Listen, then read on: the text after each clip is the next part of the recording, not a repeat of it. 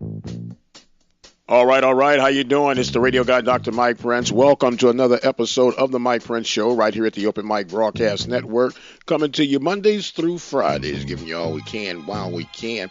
In the middle of basketball season, have literally hit the midway point of the basketball season. We'll discuss that. Plus, we always got a wrinkle or two to add to the mix. Don't forget to follow me on Twitter at Radio Guy. Instagram is Radio Guy 22. The website is obn-radio.com, and our message line is 713-570-6736. And let us now transition to today's episode. The Lady Panthers and the men's basketball team were able to hold off the Mississippi Valley Delta Devils on their visit on last night. Very exciting game for the women's side of the ball. Panthers able to pull off the 78-73 win. So the Panthers are repositioning themselves as they head into the second half of the season. The Nightcaps saw that the men were victorious over Valley State by the score of 93-77. Strong performance for the Panthers on their home visit.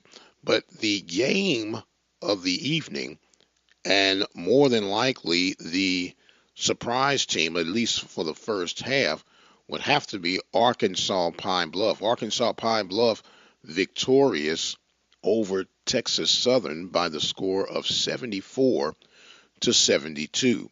And with that being said, you got to tip your hat to Coach George Ivory and what he's doing for the Golden Lions at University of Arkansas Pine Bluff. And yes, we know that from time to time there's always a team that would rise up from the ashes and surprise everyone. And I guess for today, or for the 2018 campaign, it's going to be the Golden Lions of Arkansas Pine Bluff. But change is good. Change is needed. And change creates electricity, and it creates a buzz in the air. And I, for one, definitely invite that, encourage that change to come. But I'm hoping that the change could be that of consistency. I'm hoping that that change can be something that will lead instead of assembling a team, because it appears that Coach Ivory has assembled a great team, at least for this 2017-18 campaign. But I would love to see that he builds an even greater program. And the program is when you evolve to being more consistent mix in the fire, if you would. And that is what I'm hoping for and looking for, not only just from Pine Bluff, but from every team within the Southwestern Athletic Conference, because you need these guys to experience their cycles of good fortune. And seem like some are down more than others, but it does not negate the fact of what can be done when you focus on what you have and don't worry about what you don't have. Experience from courtside on last night helped out with the Mississippi Valley broadcast. One thing about it that I can guarantee you when it comes to Coach Walker for the Lady Devilettes at Mississippi Valley, she's working with 8 ball players, but she is pushing, and getting the maximum out of them. Very competitive team.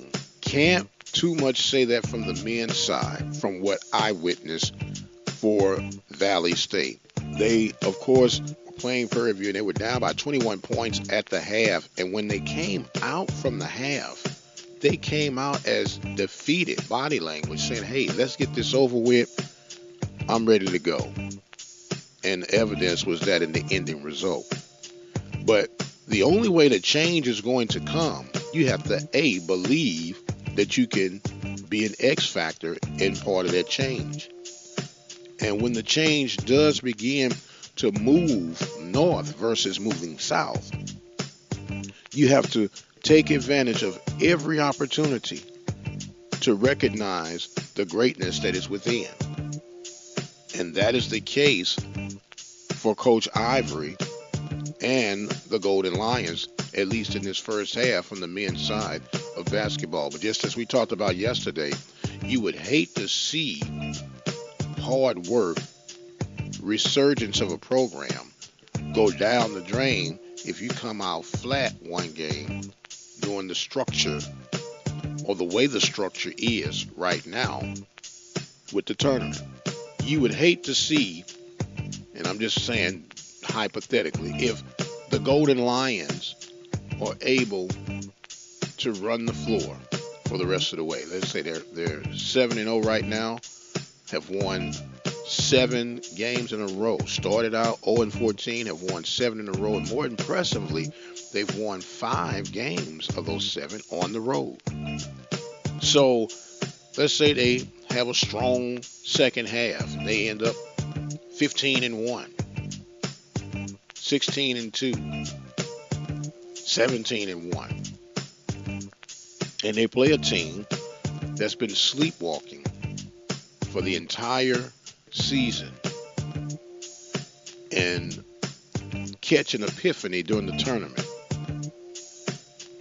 Do we let that one game of flukeology jeopardize and throw out of the window what has truly been a grind and an earn for whoever the 1 and 2 seed will become? And I know what you're saying, that if you're that good, you're supposed to beat them, but anything can happen. That's why you play the game. I like to reward consistency. If you've consistently shown your dominance throughout the course of the season, then I ought to give you the benefit of the doubt when it comes to the tournament. Because anyone that has ever competed, you know you have some flat nights. You know you have some struggle nights. But I should not let that cast me out. Now, when you get to the NCAA tournament, that's a whole nother beast, because that's the creme de la creme.